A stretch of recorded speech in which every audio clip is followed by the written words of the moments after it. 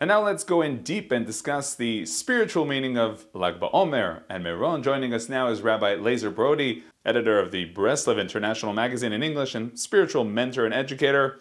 Shalom, Rabbi Brody. Happy Lag BaOmer.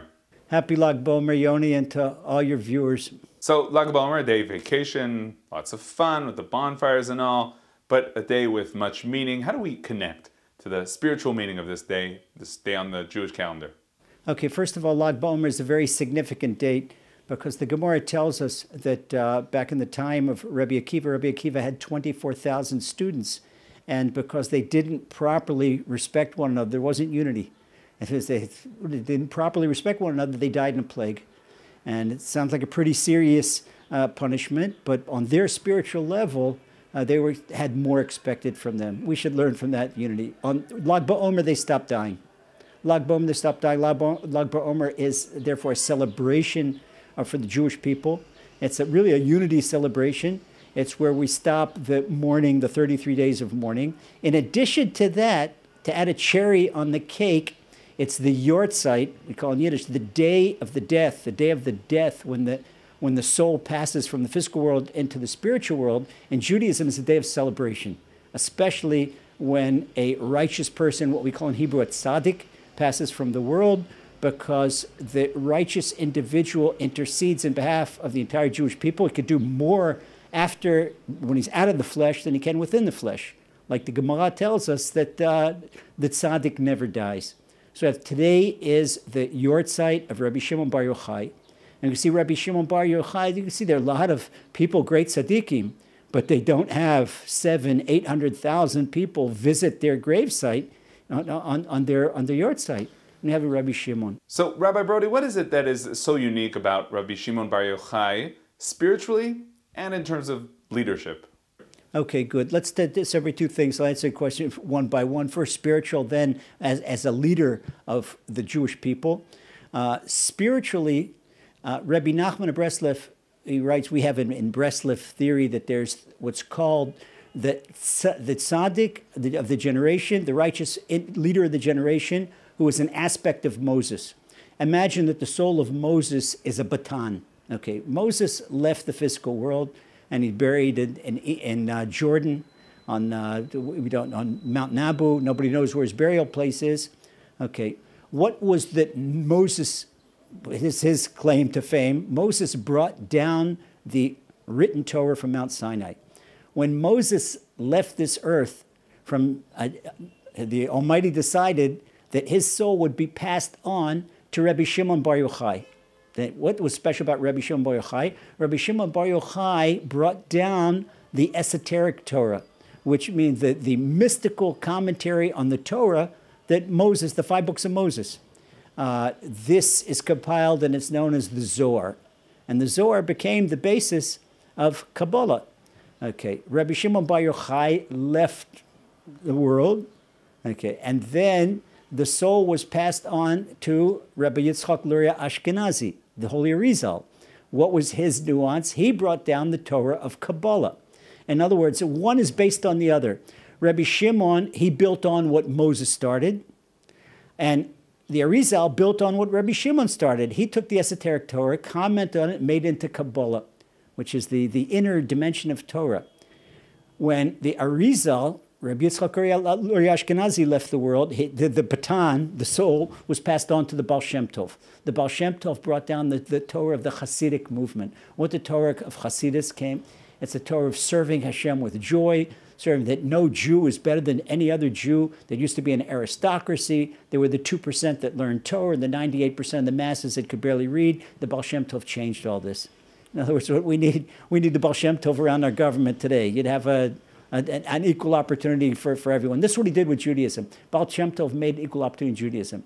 Then the Baal Shem Tov, when he left the world, his soul was passed on to his great-grandson, Rabbi Nachman of Breslev. Rabbi Nachman of Breslev says, my fire will burn until the coming of Mashiach, which means that we believe that Rabbi Nachman is our spiritual leader until Mashiach comes, and the soul will be passed on to Mashiach. Okay, so here we have the Rabbi Shimon Bar Yochai is an aspect of Moses. When you go, why do people go to Meron? Without them even knowing, and they see salvations and blessings, it's as if getting it from Moses, getting it right from, and you can't get any closer to Hashem. And we say every day, what's our belief? People say, what do you believe in flesh and blood? We don't believe in the tzaddik like saying we believe in Hashem. We only pray to Hashem. We don't pray to a gravesite, we don't pray to the tzaddik. But the tzaddik is close to Hashem, he intercedes in our behalf. Just like a person says, well, I'll be my own lawyer, I'll talk directly to the judge. No, usually you have a good lawyer that intercedes for you. So really, this is the point that I'd like to also ask about the visits, aliyot lekever, visiting of the tombstones of our sages. What is the appropriate attitude when one comes to such a place? Okay, the right attitude is that you could do one of two things. You could speak to Hashem, and Hashem, please accept my prayers by virtue of this holy tzaddik that's here. And there's another way you could speak. They say that the tzaddik never dies. You don't pray to the tzaddik, but just as if you'd go to a Rebbe or a big tzaddik and you go and ask a blessing, you can ask Rabbi Shimon. He hears. He's not there physically. Rabbi Shimon, please intercede in my behalf and ask at the heavenly throne for such and such and such a blessing. By virtue, I'm here on your yort site and celebrating, and give me a blessing that I learn your teachings better, I learn more Zohar and whatnot. And it works, because hundreds of thousands of people, they see salvations. I could tell you, Yoni, story after story. People right here in the neighborhood. We have a couple of Bali Tshuvas, and the wife, she was an Olympic weightlifter. And they made tshuva. But because of her weightlifting, the doctor said, young lady, you're never going to have kids. She had all this. She had several hernias in her career from all this weight she was lifting, and her insides, I don't even want to describe it. And her husband was in the Israeli merchant marine. They both made tshuva, and they wanted kids, and they went to every specialist in Israel. There's no way. They went to Miron on Lag BaOmer. They cried their eyes out. 12 months later, they had a child. They had a child on the 10th of Iyar. 8 days later, the 18th of Iyar, Lag BaOmer, was the bris of that child. And of course, they schlepped him up to Miron. It was, and they called him Shimon. This is an example of the type of things you see when the doctors say there's no way, the lawyer says there's no way. People see salvations, and so they run to Miron. Now back to Rabbi Shimon. We're talking about the spiritual aspects of Rabbi Shimon Bar Yochai. But there's much to say about the character of the Rashbi of Rabbi Shimon in terms of leadership. Yoni, it's especially significant with the government and everything that's going on, trying to put together a coalition. If you would ask me who would be the perfect prime minister, I could pick anyone from all of Jewish history and place him as prime minister, and who we need at a time when we're being pressured from nations around the world. On Independence Day, some people say, what are we really independent? Come on, look in the eye. And we're independent because we make a barbecue. How much do we succumb to pressure from Europe and pressure? Some Europeans say he's not going to buy products from the land of Israel, or what we can do, what we can't do. Rabbi Shimon Bar Yochai would be my choice of the perfect leader of all of history, maybe second to Moses. Okay, but it would say Rabbi Shimon Bar Yochai. Why did it say Rabbi Shimon Bar Yochai?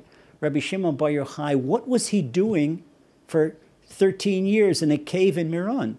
He and his son Rabbi Lazer, they fled the Romans. The Romans wanted to kill him. The Romans knew that if they killed Rabbi Shimon, that's it. They killed Judaism, they killed resistance, they killed everything. Because Rabbi Shimon, he resisted the Romans. He wanted no part of foreign intervention.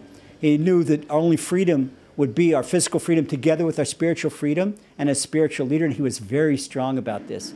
And there were other appeasement leaders in his generation, even the holy Tanoim, and they thought differently. They thought, better to appease the Romans. Rabbi Shimon said, no way, no compromise whatsoever. Rabbi Akiva, his teacher, was like that too. We saw what the Romans did to Rabbi Akiva.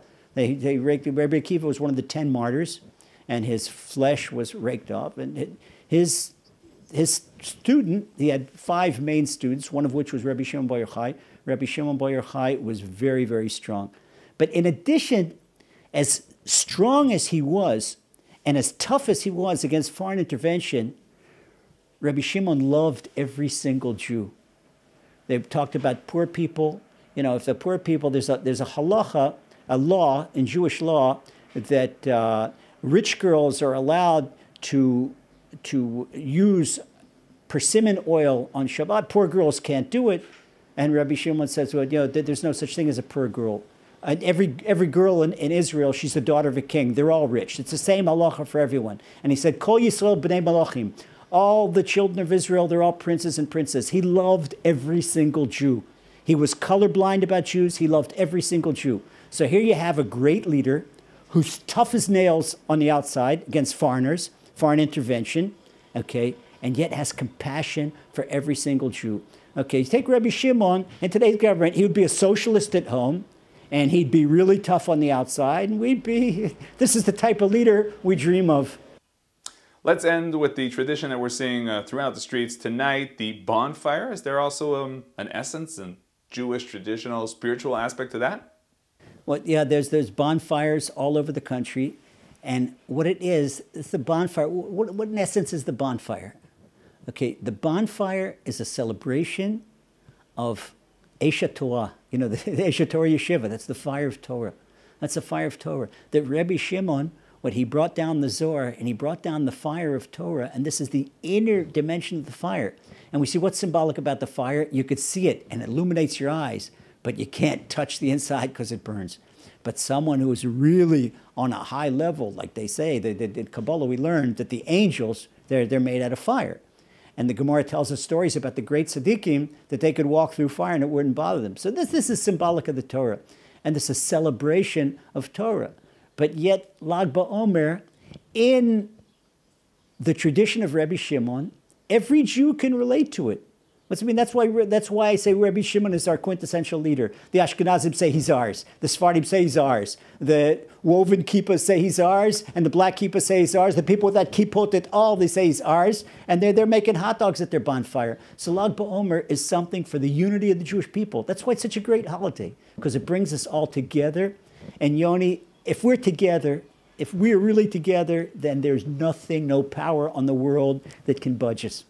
Rabbi Lazer, Brody, thank you very much for joining us, and a happy Lag BaOmer. Happy Lag BaOmer, and blessings to you and to all our viewers and for all the nation of Israel, wherever they are.